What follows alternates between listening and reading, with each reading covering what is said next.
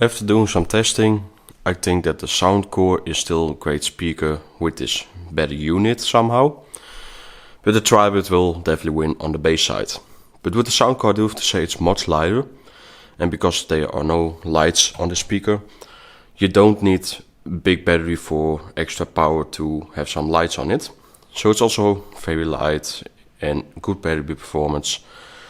And I do think that overall sound quality with this unit is good. With the previous unit I was like, I don't know if I like the speaker, but this one is fine. And the Tribit, really, it is a real bass strong kicker, especially also in the lower levels. But I do notice with the Tribit that the tweeters are a little bit harsh on higher volume.